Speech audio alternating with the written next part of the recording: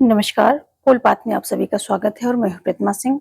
आज public administration यानी कि जो लोक प्रशासन के महत्वपूर्ण पॉइंट हैं वो लेकर आए हैं, वो भी वन लाइनर फॉर्म में हैं। सभी फैक्ट इंपॉर्टेंट हैं और यदि लोक प्रशासन की यानी कि पब्लिक एडमिनिस्ट्रेशन की क्लासेस आपको डिटेल में लेनी है तो चैनल पे विजिट करके आप सारे वीडियो अवेल कर लीजिए। लोक प्रशासन की सारे जो लेक्चर्स हैं वो पार्ट वाइज पड़े हुए हैं, तो देख लीजिए। शायद कुल 15-16 लेक्चर्स होंगे, देख लीजिए इतने ही होंगे, इसी के आसपास होंगे। इनको अवेल करके आप पूरा पब्लिक एडमिनिस्ट्रेशन का अपना नोट्स बना सकते हैं और अपनी प्रिपरेशन कर सकते हैं। आज हम इम्पोर्टेंट जो फैक्ट है उनको देखेंगे, यानी कि वन लाइनर फॉर्म में सारी चीजों को देखेंगे। और इसके अलावा यदि आप पीजीटी टीजीटी पॉलिटिकल साइंस की तैयारी कर रहे हैं तो चैनल पर विजिट करके सारे वीडियो अवेल करें। कोर्स वीडियो प्लेलिस्ट के नाम से प्लेलिस्ट लगी हुई है, आप उसे अवेल करके अपने नोट्स बना सकते हैं। तो चलिए देखेंगे हम कुछ महत्वपूर्ण फैक्ट।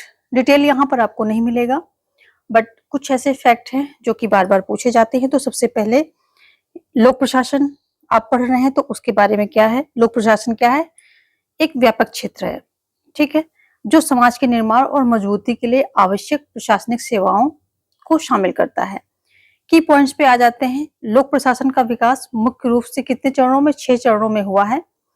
और पहली अवधि की बात करें तो ये 1887 से 1926 तक चली है और ये राजनीतिक प्रशासन यानी कि द्विभाजन का, जो प्रशासन का द्विभाजन इसमें सिद्धांत दिया जाता था। किसके द्वारा ये दिया गया है? वुड्रो विल्सन ने दिया है। प्रशासन का द्वैत सिद्धांत इसका प्रतिपादन किया है और वुड्रो विल्सन को ही लोक प्रशासन का जनक माना जाता है। और जबकि ये जो फ्रैंक जे गुडनाउ हैं, इनको अमेरिकी लोक प्रशासन का जनक माना जाता है, तो ये भी आप ध्यान रखेंगे। और दूसरे चरण की बात करें तो इसे सिद्धांतों का स्वर्ण युग कहा गया है। और तीसरी अवधि की बात करें तो 1938 से 47 के बीच में रहती, इसे चुनौती की अवधि कहा गया है। चुनौती की अवधि कहा गया है क्योंकि इसमें जो प्रशासनिक सिद्धांत हैं इनको चुनौती मिली।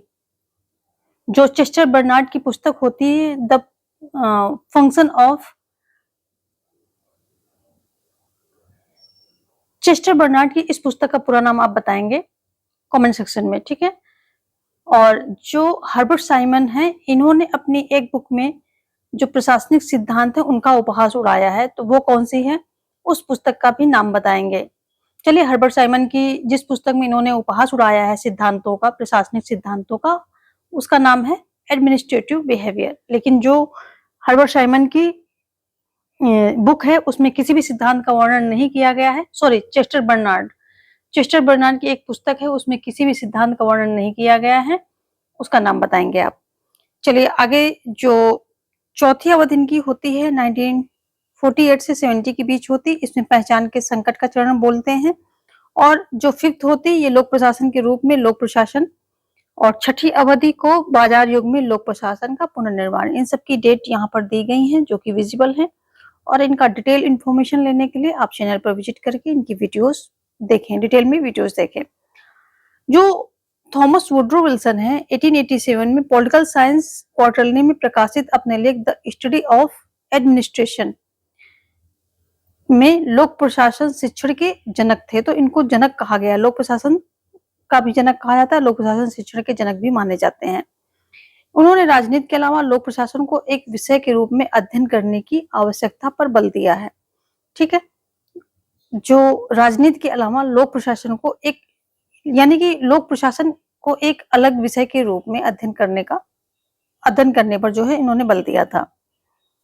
तो यहाँ पर सिद्धांतों का स्वर्ण युग बहुत ज्यादा पूछा जाता है, ये इसकी अवधि भी पूछी जाती है। तो ये 1927 से लेकर के 37 तक रहती है। और ये अवधि कौन सी थी? दूसरी अवधि थी।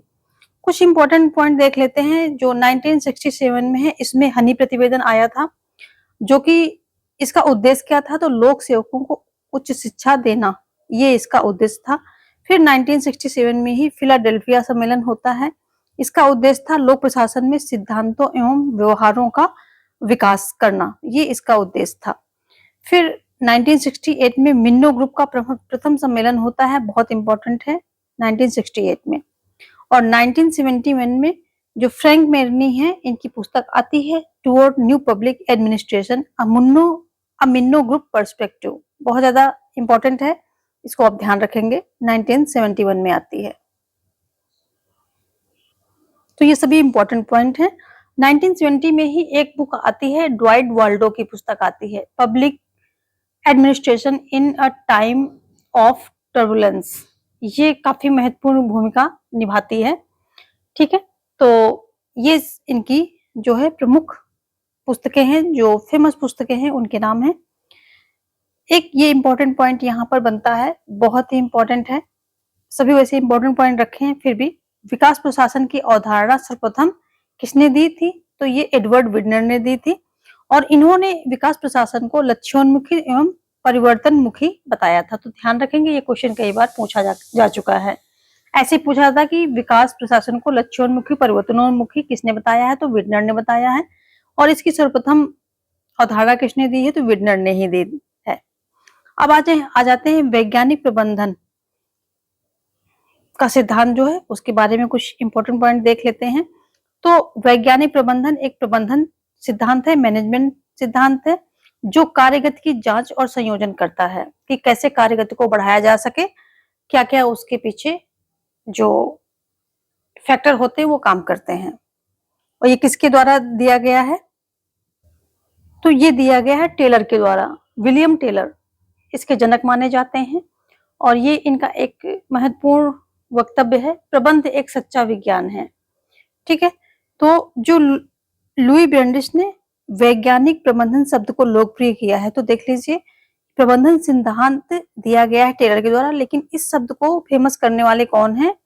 तो ये है लुई ब्रेंडिस, ये भी ध्यान रखेंगे। वैज्ञानिक प्रबंधन को दिया गया नाम टेलरवाद, फ्रेडरिक विल्सलो टेलर के नाम पर रखा गया। तो इस जो वैज्ञानिक प्रबंधन है, इसका दूसरा नाम क्या है? टेलरवाद है, और जो कि विंसलो टेलर के नाम पर रखा गया है। यह प्रक्रिया क्या है? इंजीनियरिंग और प्रबंधन में विज्ञान का उपयोग करने के पहले प्रयासों में से एक था। तो ये पहला प्रयास, जो पहले प्रयास किए गए थे उनमें से एक प्रयास था। इसका प्रमुख लक्ष्य आर्थिक दक्षता, विशेष रूप से श्रमिक उत्पादकता में वृद्धि करना था। टेलर ने अपनी पद्धति का वर्णन करने के लिए, देखो, दुकान प्रबंधन और प्रक्रिया प्रबंधन, ये दो महत्वपूर्ण शब्द हैं जिसको टेलर ने यूज किए थे। तो अपनी पद्धति का वर्णन करने के लिए दुकान प्रबंधन और प्रक्रिया प्रबंधन शब्द दिए हैं, ध्यान रखेंगे, दोनों शब्दों को ध्यान रखेंगे। इसका अगर पूछा जाता है कि इसका उद्देश्य क्या था, तो इसका उद्देश्य था उच्च औद्योगिक दक्षता वैज्ञानिक प्रबंधन का लक्ष्य है। ये इसकी जुड़ी हुई बातें हैं। वैज्ञानिक प्रबंधन के जनक कौन है? फ्रेडरिक विल्सलो टेलर हैं। एफ.डब्ल्यू. टेलर की कृति कौन कौन सी हैं कृतियां? ए पीस रेट सिस्टम है, शॉप मैनेजमेंट है, on the art of cutting metals है, the principle of scientific management है, और कंक्रीट कॉस्ट है, कंक्रीट कॉस्ट। ये सारी इनकी पुस्तकें हैं। टेलर ने कुछ और भी महत्वपूर्ण बातें टेलर से संबंधित हैं, जो कि है टेलर ने फोरमैनशिप का सिद्धांत दिया, जिसको प्रक्रियात्मक पर्यवेक्षक भी बोलते हैं। फोरमैनशिप का सिद्धांत दिया है। इसमें ये इनका मेन उद्देश्य, मेन बात जो होती है वो ये है कि एक व्यक्ति के स्थान पर फोरमैनशिप का सिद्धांत, यानी कि एक व्यक्ति के स्थान पर 4 लोग जो है पर्यवेक्षक होंगे। टोटल 8 होंगे, लेकिन वो 4-4 में बटे होंगे। तो श्रमिकों के 8 पर्यवेक्षक होंगे, कौन? 4 होंगे जो योजना बनाएंगे, 4 उसको लागू करेंगे। तो फोरमैनशिप यानी कि एक काम को 4 लोग करेंगे, लेकिन टोटल यहाँ पर 8 रहते हैं। तो अगर कुछ 8 से संबंधित आ जाए तो वो भी आप ध्यान रखेंगे। तो ये मुख्य पॉइंट थे प्रबंधन सिद्धांत से। अब देखते हैं थोड़ा सा नौकरशाही के बारे में, जान लीजिए कि नौकरशाही के इंपॉर्टेंट पॉइंट क्या हो सकते हैं। तो सबसे पहले देखिए कि जो डी गार्ने महोदय हैं, इन्होंने नौकरशाही शब्द का गठन किया था, ठीक है, प्रयोग किया था। और नौकरशाही की अंग्रेजी क्या होती है? तो ब्यूरोक्रेसी होती है इसकी अंग्रेजी। और ये ब्यूरोक्रेसी क्या है? एक फ्रांसीसी शब्द है जो कि ब्यूरो से बना है, और ब्यूरो शब्द किससे बना है? ब्यूरल से बना है। ब्यूरल का मतलब क्या है? होता है मेज पर बिछा हुआ कपड़ा। कई बार क्वेश्चन यहाँ पर आता है, इंपॉर्टेंट क्वेश्चन है कि शासक नौकरशाही, जो नौकरशाही का प्रकार है शासक नौकरशाही, वो किस प्रकार की नौकरशाही में पाई जाती है? तो वो औपनिवेशिक, जो औपनिवेशिक शासन में पाई जाती है। किस प्रकार के शासन में पाई जाती है? तो ये औपनिवेशिक शासन में पाई जाती है। कौन सी? शासक नौकरशाही। तो इससे कुछ मिले जुले यहाँ पर इंपॉर्टेंट फैक्ट है, देख लेते हैं। नौकरशाही के सार्वभौमिक मानदंड जैसे श्रम विभाजन, पदानुक्रम, कमान की एकता, कार्य विशेषज्ञता, योग्यता आधारित स्टाफ और पदोन्नति, नियम और विनियम, औपचारिक संचार प्रणाली आदि है। औपनिवेशिक नौकरशाही ने ज्यादातर संरक्षण की जिम्मेदारियां निभाई, जैसे कि कानून और व्यवस्था बनाए रखना, कर और राजस्व एकत्र करना आदि। तो ये औपनिवेशिक नौकरशाही की कुछ विशेषताएं हैं। औपनिवेशिक नौकरशाही को शासकीय नौकरशाही के रूप में भी जाना जाता है, क्योंकि जो औपनिवेशिक शासन में ही ये शासकीय नौकरशाही पाई जाती है। औपनिवेशिक प्रशासन ने कई मौकों पर स्वतंत्रता आंदोलन का दमन किया है। ठीक है, तो जो औपनिवेशिक प्रशासन है, इसने कई मौकों पर स्वतंत्रता आंदोलन का दमन किया, जैसे कि अपने भारत में ही ये चीजें की गई थी। उस समय विकासात्मक प्रशासन की अवधारणा को अच्छी तरह से नहीं समझा गया था। नौकरशाही मूल रूप से एक नागरिक हितैषी प्रशासन होने से बहुत दूर एक पुलिसिंग, कर संग्रह तंत्र थे। तो जो नौकरशाही क्या थी, वो एक पुलिसिंग तंत्र था और कर संग्रह करने वाला तंत्र था। औपनिवेशिक नौकरशाही ने जनता के शासन का पालन किया। कुछ एडिशनल इंफॉर्मेशन देख लेते हैं नौकरशाही के बारे में। जो मोर्टिन मार्क्स ने नौकरशाही को 4 प्रकारों में विभाजित किया है। ये मोर्टिन मार्क्स आ जाता है या एफएम मार्क्स भी आ जाता है। एफएम मार्क्स, तो कंफ्यूज नहीं होना है, दोनों में से कोई भी नाम आएगा, आपको आंसर यही है। इन्होंने 4 प्रकार की नौकरशाही दिया है। अभिभावक नौकरशाही, जाति नौकरशाही और जाति पर आधारित नौकरशाही, संरक्षण नौकरशाही, योग्यता नौकरशाही। तो जो अभिभावक नौकरशाही, ये चीन और प्रसाद ऐसे देशों में पाई जाती थी, और जाति नौकरशाही रोम साम्राज्य में, इनमें जो है ये पाई जाती थी। संरक्षण नौकरशाही कहाँ पाई जाती है? ये पाई जाती थी अमेरिका में। कुछ समय तक ये वहां पर बहुत प्रचलित थी। इसको लूट प्रणाली के नाम से भी जाना जाता है। योग्यता नौकरशाही कहाँ पाई जाती है? जितने भी लोकतांत्रिक देश हैं उनमें पाई जाती थी और पाई भी जाती है। और इसका जन्म की बात करें तो इंग्लैंड में हुआ था। ठीक है, तो ये कुछ इंफॉर्मेशन हो गई नौकरशाही से संबंधित। आगे भी है, नौकरशाही से संबंधित है। इसमें हर्बर्ट मॉरिसन का एक फेमस कथन है, नौकरशाही संसदीय लोकतंत्र की कीमत है। ये इनका फेमस है, और ये इन्होंने इसलिए कहा कि नौकरशाही की योग्यता को उजागर करने के लिए ये बात कही थी। किसने? जो हर्बर्ट मॉरिसन है, इन्होंने। और इनका मानना क्या था कि संसदीय लोकतंत्र में नौकरशाही अक्सर अस्थिर राजनीति में स्थिरता प्रदान करती है। संसद सदस्यों के पास प्रशासनिक मामलों से निपटने के लिए सीमित समय होता है, इसलिए नौकरशाही वहां पर बहुत काम आती है। नौकरशाह को भी बहुत अनुशासित होना चाहिए और नैतिक आदर्शों की रक्षा के लिए नियमों का पालन करना चाहिए। ये नौकरशाह की कुछ बातें हैं। सरकारी प्रशासन में नौकरशाही का योगदान मामूली नहीं है, क्योंकि जितने भी सांसद होते हैं वो इन्हीं पर डिपेंड होते हैं। इसने प्रशासन को अधिक कुशल, तर्कसंगत, निष्पक्ष और सुसंगत बना दिया है। ठीक है, तो ये इनका कथन है, फेमस कथन है, नौकरशाही संसदीय लोकतंत्र की कीमत है। और कुछ एडिशनल पॉइंट देख लेते हैं। मैक्स वेबर ने नौकरशाही को सरकारी कार्यों को निष्पक्ष और अनुमानित बनाने के लिए विशिष्ट उदाहरणों पर सामान्य नियमों को लागू करने के लिए एक संस्थागत दृष्टिकोण के रूप में वर्णित किया है। मैक्स वेबर का अगर हम आगे बात करें तो नौकरशाही सिद्धांत इन्होंने दिया है। इसको बेवेरियन सिद्धांत, जो मैक्स वेबर का नौकरशाही का सिद्धांत है या सत्ता का सिद्धांत है, तो इसे वेबेरियन मॉडल भी कहा जाता है। इसमें इन्होंने बताया है कि जो नौकरशाह है उसमें निर्वाचित प्रतिनिधि शामिल नहीं होंगे। ये इनका है बेवेरियन मॉडल का ये खास बात है कि ये कहते हैं कि इसमें जो निर्वाचित प्रतिनिधि होंगे, निर्वाचित होकर के आएंगे, वो इसमें शामिल नहीं होंगे। इन्होंने सत्ता के या नौकरशाही के 3 प्रकार दिए हैं। परंपरागत सत्ता, करिश्माई या चमत्कारिक सत्ता, और तीसरा है कानूनी या तर्कसंगत सत्ता। 30 प्रकार के दिए हैं, और जो कानूनी तर्कसंगत सत्ता है इसको इन्होंने सबसे ज्यादा अच्छा बताया है, सबसे ज्यादा महत्व इसी को दिया है। जो परंपरागत सत्ता है और करिश्माई सत्ता है, ये दोनों किसके अंतर्गत आ जाती हैं? जो संरक्षण नौकरशाही है इसके अंतर्गत आती हैं। अगर और डेप्थ में जाकर के पूछता है, संरक्षण नौकरशाही इसके अंतर्गत आ जाएंगी, ठीक है। और जो आदर्श नौकरशाही के दो प्रकार होते हैं, संरक्षण नौकरशाही और आदर्श नौकरशाही। तो आदर्श नौकरशाही में जो ये है कानूनी या तर्कसंगत सत्ता है, ये आदर्श नौकरशाही में आ जाएगी।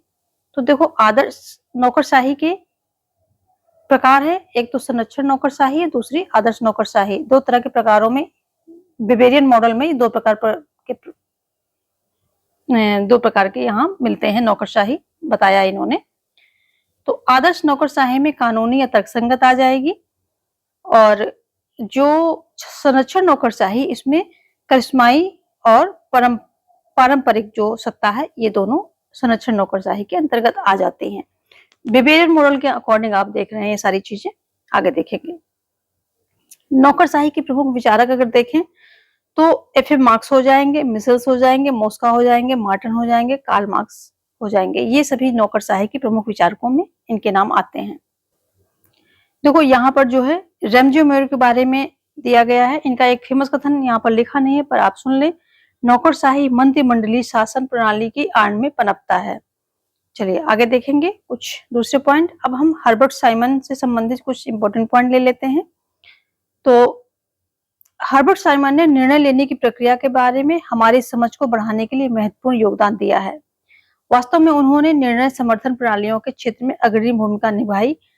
साइमन 1960 और उसके बाद के काम, जो कि नोबेल पुरस्कार उनको 1972 में मिला था, इसके अनुसार निर्णय लेने की प्रक्रिया अलग अलग चरणों वाली एक प्रक्रिया है। ऐसा बताते हैं कि जो निर्णय लेने की प्रक्रिया है उसमें कई सारे चरण होते हैं। उन्होंने पहली बार मनुष्य के निर्णय लेने के प्रारूप का सुझाव दिया।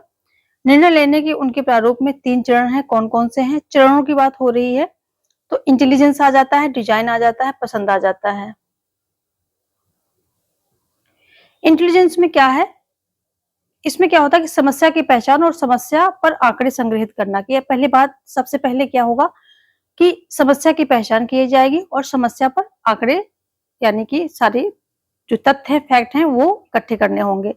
डिजाइन में क्या होगा? समस्या के वैकल्पिक समाधान तैयार करने होंगे, यानी कि वैकल्पिक समाधान सोच के कि इसका विकल्प क्या हो सकता है, इसका समाधान क्या हो सकता है, ऐसे करके कई सारे वैकल्पिक समाधान तैयार करने होंगे। पसंद में मतलब है कि जो सर्वश्रेष्ठ कुछ मापदंड का उपयोग करके जो वैकल्पिक समाधानों में से एक समाधान आपको चूज करना होगा। ठीक है, तो ये कुछ यहाँ पर है कि सर्वश्रेष्ठ जो जितने भी वैकल्पिक समाधान आपने सोचे हैं उनमें से एक कोई सर्वश्रेष्ठ होगा। सर्वश्रेष्ठ जो आपको लगता है उसको चूज कर लेना है और उस पर अपना काम शुरू कर देना है। तो ये हर्बर्ट साइमन से संबंधित कुछ बातें हैं।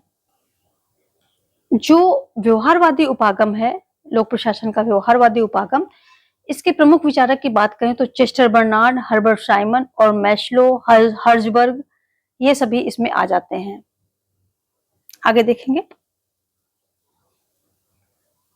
अब यहाँ पर हेनरी फेयोल से संबंधित कुछ बातें हैं। हेनरी फेयोल का काम प्रबंधन के सामान्य सिद्धांत के पहले व्यापक बयानों में से एक था। जो पहले इनके बारे में जो विचार आए, अवधारणाएं आई, कुछ बहुत बातें आई, विचार आए, उनमें से जो हेनरी फेयोल का प्रबंधन का काम था, ये प्रबंधन का सिद्धांत था, वो सबसे उनमें से एक था, पहले आने वाले विचारों में से एक था। इन्होंने क्या किया है कि 5 प्रबंधकीय कार्यों की पहचान की है। कौन कौन सी है? इसको POCCC के नाम से भी जानते हैं, और इसको देख लेते हैं। पी से क्या होगा? योजना बनाना, यानी कि प्लानिंग। प्रबंधकों को भविष्य के लिए योजना बनानी चाहिए, रणनीतिक उद्देश्यों को निर्धारित करना चाहिए और सुनिश्चित करना चाहिए कि भविष्य के लक्ष्यों को पूरा किया जाए। दूसरा आएगा आयोजन आ जाएगा। दूसरा है आयोजन। ओ से होगा आपका ऑर्गेनाइजेशन। सी से फिर हो जाएगा आपका कमांड, और सीओ से कोऑर्डिनेशन हो जाएगा, और सी से फिर कंट्रोल हो जाएगा, यानी कि planning, organisation, command, coordination, control, ये 5 हैं। और इसका मतलब होगा योजना बनाना और आयोजन करना, आदेश, समन्वय, नियंत्रण, ये इनके हैं। इन्होंने जो हेनरी फ्योल हैं, इन्होंने अपने लेख में 14 प्रबंधन सिद्धांत दिए थे, ठीक है। और कभी-कभी जो हेनरी फ्योल का POCCC है, इसका सही क्रम पूछ लेते हैं, तो इसका सही क्रम है कार्य नियोजन, आयोजन, आदेश, समन्वय, नियंत्रण, प्लानिंग, ऑर्गेनाइजेशन और कमांड, कोऑर्डिनेशन, कंट्रोल, ये इसका हो जाएगा। हेनरी फ्योल की कृतियां हैं कुछ, ये बहुत ही इंपॉर्टेंट हैं। इंडस्ट्रियल एंड जनरल एडमिनिस्ट्रेशन, और दूसरी है जनरल एंड इंडस्ट्रियल मैनेजमेंट। तो इंडस्ट्रियल एंड जनरल एडमिनिस्ट्रेशन और जनरल एंड इंडस्ट्रियल मैनेजमेंट, ये दोनों इनकी फेमस पुस्तक हैं। चलिए आगे देखेंगे कुछ और इम्पोर्टेंट पॉइंट। यहाँ पर आ जाएंगे हम। हॉर्थन प्रयोग का संबंध जो है, ये संगठन के मानव संबंध सिद्धांत से है, और ये मेयो ने दिया था। पूरा नाम है इनका एल्टन मेयो। एल्टन मेयो का मानवीय संबंधात्मक सिद्धांत, ये फेमस सिद्धांत है। और ये किसकी प्रतिक्रिया स्वरूप आया था? तो ये जो वैज्ञानिक प्रबंधन सिद्धांत था, किसका? टेलर का, इसकी प्रतिक्रिया स्वरूप ये सिद्धांत आया था। कब आया था? 1930 में ये अस्तित्व में आया था। तो यहाँ पर हॉर्थन प्रयोग के बारे में कुछ बातें दी गई हैं, तो ये आप यहाँ पर विजिबल है, पढ़ लें। तो इसमें जो हॉर्थन शोध है, हॉर्थन शोध से व्यवसाय प्रबंधन में मानव संबंध गतिविधि के विकास का भी आरंभ हुआ, यानी कि जो कंपनियां थी, इसमें मानव के संबंध कैसे होने चाहिए, और संबंधों से जो कार्य की गतिविधि है, जो उनका कार्य कुशलता है, उत्पादकता है, उस पर क्या प्रभाव पड़ सकता है, उन सब चीजों पे ध्यान दिया जाने लगा। हॉर्थन प्रभाव अब व्यापक रूप से सामाजिक जांच का विषय होने के व्यवहार संशोधित प्रभावों को संदर्भित करने के लिए उपयोग किया जाता है, ठीक है। बाकी ये चीज है जो शोधकर्ताओं ने निष्कर्ष निकाला कि पर्यवेक्षी शैली ने कार्यकर्ता उत्पादकता को बहुत प्रभावित किया। ये परिणाम निश्चित रूप से वैज्ञानिक प्रबंधन की साख के लिए एक बड़ा झटका थे, जो ये मानते थे कि कर्मचारी व्यक्तिगत आर्थिक हितों से प्रेरित थे। तो जो वैज्ञानिक प्रबंधन था वो कैसा? आर्थिक हितों से प्रेरित उसको जो है माना था, लेकिन इसने क्या किया? मानव संबंध से प्रेरित बना दिया। हॉर्थन के अध्ययन ने प्रेरणा के एक अतिरिक्त स्रोत के रूप में सामाजिक आवश्यकताओं पर ध्यान आकर्षित किया, यानी कि व्यक्ति की अपनी कुछ सामाजिक आवश्यकताएं होती हैं, उसकी ओर इसने जो है पहली बार सबका ध्यान आकर्षित किया। आर्थिक प्रोत्साहनों को अब एक कारक के रूप में देखा जाने लगा, लेकिन यह एकमात्र कारक नहीं था जिसके लिए कर्मचारी ने प्रतिक्रिया दी थी, ठीक है। तो हॉर्थन प्रयोग के मामले में ये कुछ बातें थी। मानवीय संबंध सिद्धांत वैज्ञानिक प्रबंधन जो कि टेलर के द्वारा दिया था, इसकी प्रतिक्रिया स्वरूप आया, जो कि हमने आपको बता दिया। एक और इंपॉर्टेंट फैक्ट होता है उदासीनता का क्षेत्र, ये किसके द्वारा दिया गया? तो चेस्टर बर्नार्ड के द्वारा दिया गया है। इसकी डिटेल क्लासेस आपको लोक प्रशासन की जो क्लासेस हैं, आप उनको फॉलो कीजिए, सारी क्लासेस लीजिए, सारे लेक्चर्स लीजिए, आपको यहाँ सारा कुछ अच्छे से समझ में आ जाएगा। फिर मैस्लो का आवश्यकता पद सोपान, ये भी दिया गया है। इन्होंने इसमें बताया है कि जो है 5 तरह की आवश्यकताओं के बारे में बताया है, 5 लेवल के बारे में बताया है। पहला होता है भौतिक आवश्यकताएं, जिसमें रोटी, कपड़ा, मकान आता है। दूसरा सुरक्षात्मक बताया, जिसमें व्यक्ति की सुरक्षा संबंधित होता है। तीसरा सामाजिक आवश्यकताएं होती हैं, जिसमें व्यक्ति अपनी सामाजिक स्थिति, मान सम्मान के बारे में देखता है। चौथा होता महत्वाकांक्षी आवश्यकताएं होती हैं, और 5वां आत्मचिंतन की आवश्यकताएं होती हैं। सबसे जो निम्न लेवल होता है वो फर्स्ट होता है, यानी कि भौतिक आवश्यकताएं, रोटी, कपड़ा, मकान, ये सबसे निम्न स्तर बताया है। और आत्मचिंतन की जो आवश्यकताएं होती हैं या अवस्था होती है, ये सबसे उच्चतर स्तर इसको बताया है। अब आ जाते हैं अपने पोस्ट का,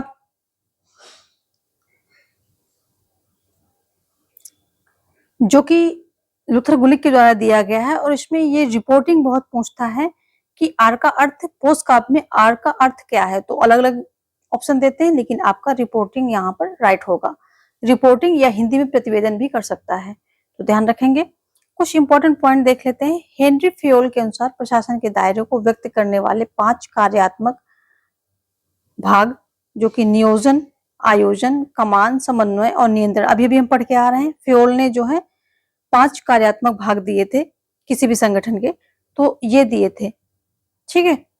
और लूथर गुलिक आगे क्या बताते हैं कि संचालन के इस क्षेत्र में संशोधन किया, जो इन्होंने 5 दिए थे, इसमें थोड़ा संशोधन किया, जिसे फ्योल प्रशासन के अधीन माना जाता है, और प्रस्तावित किया कि इसे क्या बताया इन्होंने, योजना, आयोजन, स्टाफिंग, निर्देशन, समन्वय, रिपोर्टिंग और बजट, इतने भागों में इसको डिवाइड किया। यानी कि 5 भाग से उठा करके इन्होंने कितने कर दिए, 1 2 3 4 5 6 7 7 पॉइंट यहाँ पर कर दिए। उन्होंने 5 दिए थे, इन्होंने 7 कर दिए, जिसमें कि योजना, आयोजन, ये दोनों जो है सेम है। फिर निर्देशन, समन्वय और लास्ट में इनका था कंट्रोल था, तो कंट्रोल हटा दिया इन्होंने। ये 5 प्रकार के फ्योल ने दिए थे, उसी में संशोधन करके, उसी में थोड़ा सा और जोड़ करके संशोधन करके उसको 7 पॉइंट इन्होंने दिए थे। और गुलिक महोदय ये कहते हैं कि कोई भी संगठन हो, किसी भी तरह के व्यवसाय में लिप्त हो, संलग्न हो, लेकिन वो पोस्ट काम गतिविधियों को फॉलो करता है, यानी कि इन गतिविधियों में संलग्न है, इनके द्वारा ही जो है अपना प्रबंधन करता है। और इसमें इन्होंने क्या क्या दिया है, देखो 7 जो हैं, ये हेनरी फ्योल, ये क्वेश्चन यहाँ से भी बनता है कि किसके जो इन्होंने 5 तरह के जो कार्यात्मक थे या सिद्धांत थे, किसमें इन्होंने संशोधन किया था, तो वो हो जाएगा फ्योल का। फ्योल में इन्होंने संशोधन किए थे और उसी को संशोधित करके 7 पॉइंट दिए थे। फ्योल ने 5 पॉइंट दिए थे, इन्होंने 7 पॉइंट दिए थे। फ्योल का था POCCC, इनका है पोस्टकाब। कौन कौन से है, योजना आ जाएगा पहला, दूसरा आ जाएगा संगठन, तीसरा आ जाएगा स्टाफिंग, और चौथा हो जाएगा रिपोर्टिंग, पांचवा हो जाएगा बजटिंग। यहाँ पर 2 मिसिंग है, योजना बनाना, संगठन, स्टाफिंग के बाद आ जाएगा आपका डायरेक्शन, यानी कि निर्देश देना। तो स्टाफिंग के बाद यहाँ डायरेक्शन आ जाएगा, और डायरेक्शन के बाद आ जाएगा कोऑर्डिनेशन, यानी कि समन्वय। तो 2 यहाँ पर मिसिंग है, 2 आ जाएंगे, उसके बाद फिर रिपोर्टिंग आएगा और फिर बजटिंग आएगा। चलिए आगे देखेंगे।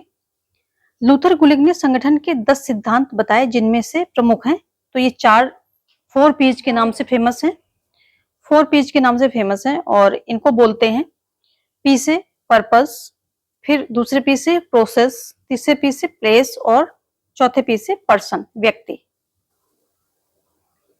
तो ये क्या है, पर्पस, प्रोसेस, प्लेस, पर्सन, उद्देश्य, प्रक्रिया, स्थान, व्यक्ति, ये 4 P's के नाम से फेमस है, लूथर गुलिक के नाम से ये दर्ज हैं। चलिए कुछ पंचायती राज, ये भी आपका लोक प्रशासन में आता है। तो पंचायती राज सत्ता के विकेंद्रीकरण के सिद्धांत पर आधारित है। तो ये सीधे सीधे आता है कि जो पंचायती राज है ये क्या है, विकेंद्रीकरण है, सत्ता का केंद्रीकरण है, तो ये विकेंद्रीकरण हो जाएगा, ठीक है। पंचायती राज भारतीय राजनीति का एक महत्वपूर्ण विशेषता है, जो निर्णय लेने में आम लोगों की प्रत्यक्ष भागीदारी सुनिश्चित करती है। तो देख लीजिए, अगर प्रत्यक्ष लोकतंत्र की बात आती है कि भारत में प्रत्यक्ष लोकतंत्र किस शासन में कहां पर किस तरह की व्यवस्था में देखने को मिलता है, तो ये आपका पंचायती राज व्यवस्था हो जाएगा, ठीक है। DPSP अनुच्छेद 40 जो आपका directive principle of state policy है, तो उसमें अनुच्छेद 40 के तहत यह उल्लेख किया गया है कि राज्य जो है ग्राम पंचायतों को व्यवस्थित करने के लिए कदम उठाएंगे और उन्हें ऐसी शक्तियां और अधिकार प्रदान करेंगे जो उन्हें सुशासन की इकाइयों के रूप में कार्य करने में सक्षम बनाने के लिए आवश्यक हो। तो कहां पर है, जो आपका DPSP है, directive principle of state policy, उसमें जो है ये 40 के अंतर्गत दिया गया है। नीति निर्देशक तत्व उसमें 40 के अंतर्गत दिया गया है। पंचायती राज व्यवस्था ग्रामीण स्थानीय सुशासन की एक प्रणाली है। तो ये स्थानीय सुशासन की एक प्रणाली है। इसे 73 जो 73वां संविधान संशोधन अधिनियम है 1992 द्वारा पेश किया गया था। ठीक है, 1992 में पेश किया गया था, आगे 1993 में इसे लागू किया गया था। कब किया था? अप्रैल में। इसीलिए 24 अप्रैल को राष्ट्रीय पंचायती राज दिवस के रूप में इसको मनाया जाता है। ठीक है, एक ये बहुत इंपॉर्टेंट पॉइंट है, 1882 में लॉर्ड लिपन ने स्थानीय शासन को लोकतांत्रिक ढांचा प्रदान किया। इसने उन्हें भारत में स्थानीय सुशासन की जनक की उपाधि दी। तो भारतीय स्थानीय सुशासन के जो है उसके जनक की उपाधि किसे दी गई? तो लॉर्ड लिपन को दी गई थी, और 1882 ये डेट भी इंपॉर्टेंट है। आगे देखेंगे, 24 अप्रैल को राष्ट्रीय पंचायती राज दिवस के रूप में मनाया जाता है। जैसा अभी मैंने बताया, पंचायत को पहली बार राजस्थान में पेश किया गया था, राजस्थान के नौगढ़ जिले में पेश किया गया था। नरसिम्हा राव सरकार के दौरान पंचायती राज बिल पारित किया गया था, यह ध्यान रखेंगे।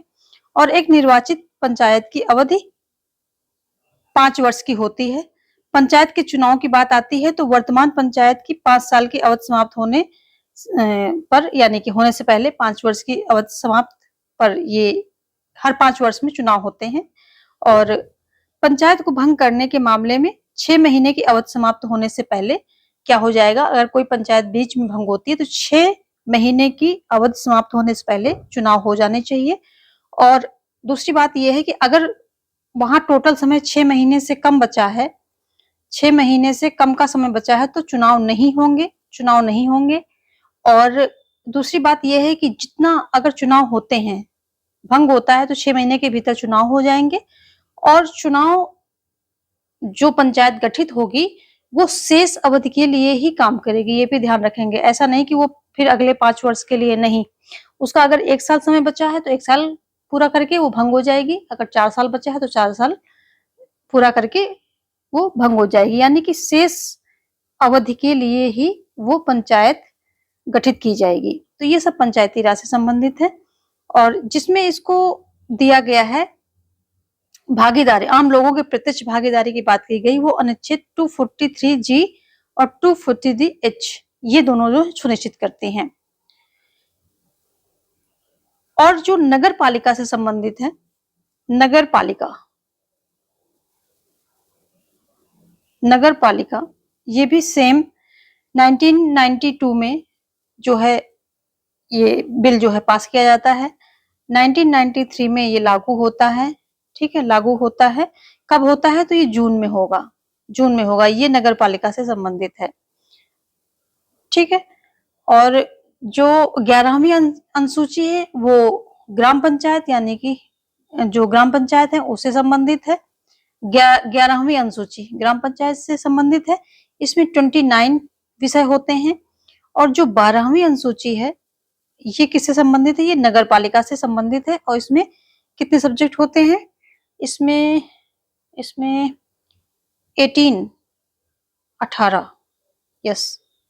18 सब्जेक्ट होते हैं। कुछ कंफ्यूजन सी हो रही है, थोड़ा इसको चेक कर लेंगे। वैसे 18 ही सब्जेक्ट होते हैं, इसमें 29 होते हैं, इसमें 18 होते हैं।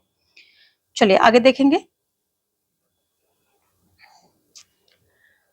जो ब्यूरोशिपिंग, ये आपका क्वेश्चन आता है कि नौकरशाही का जो ब्यूरोशिपिंग मॉडल है वो किसने दिया था? तो ये पैट्रिक डन लवे द्वारा विकसित किया गया था, इतना आप ध्यान रखेंगे।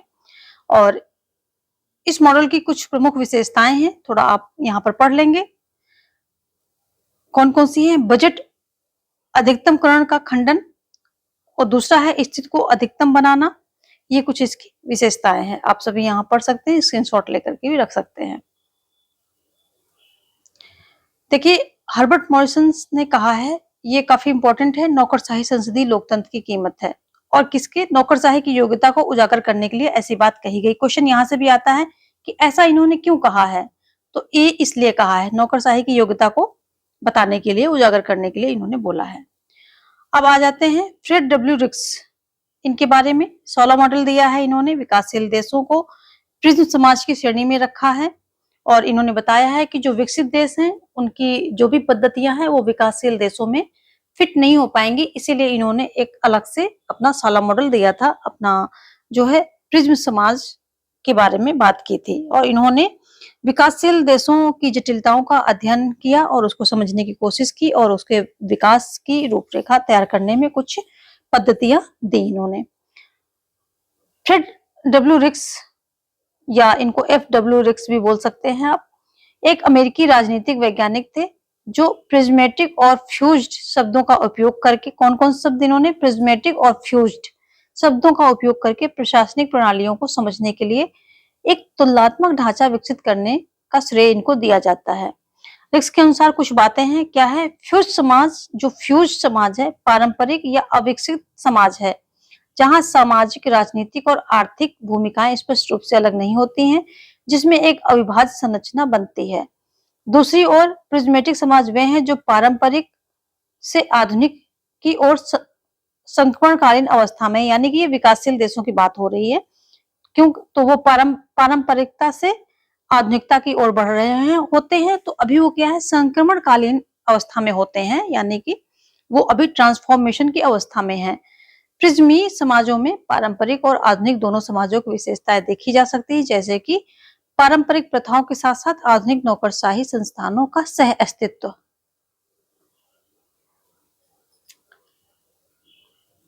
अब देख लेते हैं, मैक्स गेगर ने एक्स वाई सिद्धांत दिया है।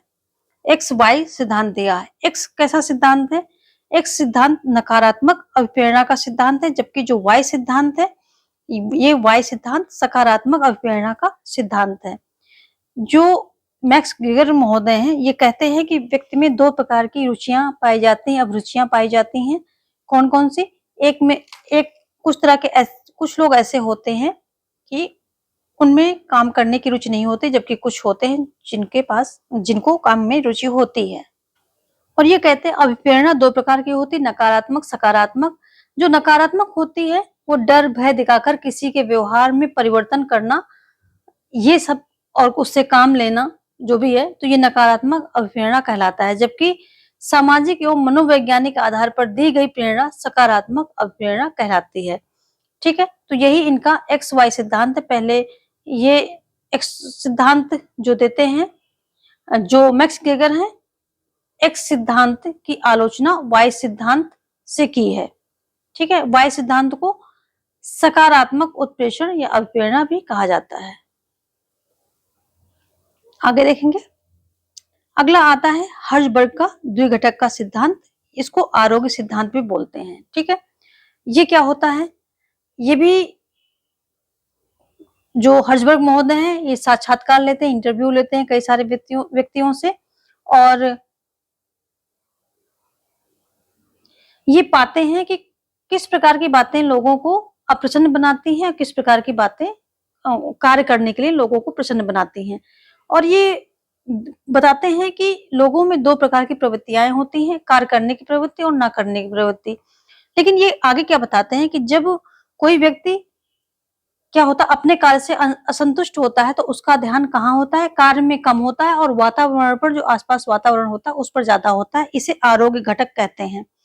लेकिन वहीं पर दूसरा व्यक्ति है, वो अपने कार्य से संतुष्ट है पूरी तरह से, और उसका पूरा ध्यान अपने कार्य पर होता है, तो उसे उत्प्रेरक घटक कहते हैं। तो ये इनका हर्जबर्ग का द्विघटक का सिद्धांत होगा। इसे आरोग्य सिद्धांत भी कहते हैं। आरोग्य घटक वो है जिसको अपने काम में मन नहीं लग रहा होता है, तो वातावरण में ज्यादा ध्यान रहता है।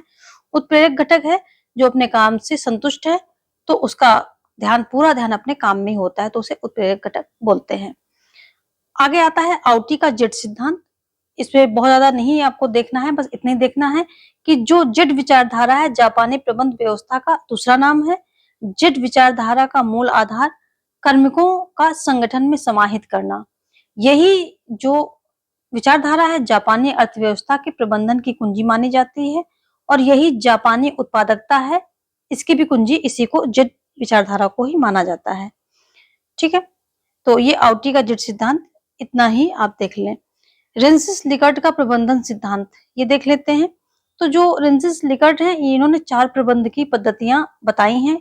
कौन कौन सा? परंपरागत प्रबंध की पद्धतियां, हितैषी प्रबंध की पद्धतियां, और परमार्थी प्रबंध की पद्धतियां। चौथा है सहयोगी प्रबंध की पद्धतियां। तो जो पहला है परंपरागत, ये शास्त्रीय और वैज्ञानिक सिद्धांतों से संबंधित है, और तथ्यों पर इसमें बल दिया गया है।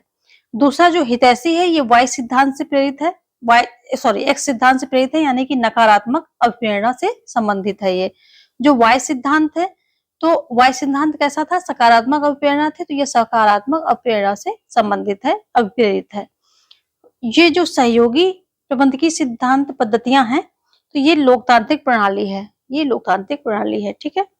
तो ये रेंसिस लिगार्ड का प्रबंधन सिद्धांत, इसमें 4 मेन बातें हैं। आगे संचार के बारे में कुछ इंपॉर्टेंट बातें हैं। संचार को प्रशासन का प्रथम सिद्धांत माना जाता है। किसी भी संगठन को प्रभावी एवं महत्वपूर्ण बनाने के लिए संचार का महत्वपूर्ण योगदान होता है। तो संचार को प्रशासन का प्रथम सिद्धांत माना जाता है। चेस्टर बर्नार्ड के अनुसार, ये कहते हैं चेस्टर बर्नार्ड, जो संचार समझ में ना आए उसकी कोई सत्ता नहीं होती। क्यों है ये आगे बताएंगे, क्योंकि संचार के भी 2 अर्थ होते हैं, एक मतलब संकुचित अर्थ, दूसरा व्यापक। व्यापक में वो होता है कि संचार किया भी जाए और साथ में सामने वाले को समझ में भी आए, तो वही इन्होंने दिया गया है। इनका ये जो है व्यापक अर्थ से संबंधित है, बर्नार्ड का जो भी ये वक्तव्य है। पिफनर क्या कहते हैं, संचार प्रबंध का हृदय है। तो संचार प्रबंध का हृदय है, ये बहुत पूछा जाता है, ये पिफनर के द्वारा कहा गया है। आगे है संचार या संप्रेषण को अंग्रेजी में क्या कहते हैं, कम्युनिकेशन कहा जाता है। जो लैटिन शब्द है, देखिए कौन सा शब्द है, लैटिन शब्द है। लैटिन शब्द कम्युनिस से बना है, जिसका अर्थ होता है विचारों, भावनाओं या सूचनाओं का आदान प्रदान। कम्युनिस्ट शब्द का अर्थ क्या होता है, कॉमन या सामान्य। संकुचित इसका अर्थ क्या होगा, जो संकुचित होगा अर्थ संचार संप्रेषण का क्या हो जाएगा, ये हो जाएगा 2 या 2 से अधिक व्यक्तियों के बीच विचारों, भावनाओं एवं सूचनाओं का आदान प्रदान। यानी कि ठीक है, 2 व्यक्तियों के बीच में सूचनाओं का आदान प्रदान हो रहा है, बात समझ में उनको आ रही, पूरी तरह से नहीं आ रही, उससे कोई मतलब नहीं, आदान प्रदान हो रहा है, इतने ही इसका काफी है संकुचित अर्थ के लिए। लेकिन अब अगर हम इसी संचार का व्यापक अर्थ देखेंगे, तो केवल विचारों का आदान प्रदान ही नहीं, बल्कि उसके बारे में आपसी समझ का विकास होना भी आवश्यक है। अर्थात जो कहा गया है वो संचार नहीं, बल्कि जो समझा गया है वो संचार है। तो संकुचित क्या है, जो कहा गया है, एक व्यक्ति दूसरे व्यक्ति से कह दिया, वो संचार है। लेकिन व्यापक अर्थ में जो एक व्यक्ति ने दूसरे व्यक्ति को डिलीवर किया, बताया, वो दूसरे व्यक्ति को समझ में आया, ये व्यापक अर्थ है इसका। आगे संचार की प्रक्रिया तथा उसके तत्व देख लेते हैं। संप्रेषक हो जाएगा, नियोजन हो जाएगा, और संदेश हो जाएगा, माध्यम हो जाएगा, प्राप्तकर्ता हो जाएगा, डिकोडिंग हो जाएगा, प्रतिपुष्टि हो जाएगा और शोरगुल हो जाएगा। ये सारी बातें आ जाएंगी संचार के अंतर्गत। इसको डिटेल में देखने के लिए आप हमारे चैनल को फॉलो करके लोक प्रशासन की, पब्लिक एडमिनिस्ट्रेशन के सारे लेक्चर्स ले लीजिए, आपको सारा कुछ डिटेल में मिल जाएगा, फिर आपको कोई कंफ्यूजन नहीं रहेगी। Professor LD. वाइट द्वारा कहा गया है कि सूत्र अभिकरण, यहाँ सूत्र अभिकरण पर आ गए हैं, इसके लिए हमने अलग से लेक्चर बहुत अच्छा दिया है। सारी कुछ चीजें उसमें छोटी छोटी बातें बताई गई हैं, बड़े डिटेल में बताई गई हैं, तो वहां पर आपको समझ में आ जाएगा। यहाँ से क्वेश्चन पक्का बनते हैं सूत्र अभिकरण और स्टाफ अभिकरण से। तो जो एल.डी. वाइट है, ये कहते हैं कि सूत्र अभिकरण निम्न महत्वपूर्ण कार्य करेगा। कौन कौन से, एक तो निर्णय करेगा, अपने उत्तरदायित्वों का निर्वहन करेगा, नीति संचालन करेगा, और उत्पाद पर नियंत्रण, मितव्ययिता, कार्यकुशलता, इन सभी का निर्धारण करेगा। पिफनर एवं प्रेस्थस क्या कहते हैं, ये कहते हैं कि स्टाफ अभिकरण को 3 वर्गों में इन्होंने विभाजित किया है। कौन कौन से, सामान्य स्टाफ, सहायक और तकनीकी स्टाफ। तो कहते हैं पिफनर और प्रेस्थस ने स्टाफ अभिकरण को कितने भागों में विभाजित किया है, तो 3, सामान्य स्टाफ, सहायक स्टाफ और तकनीकी स्टाफ।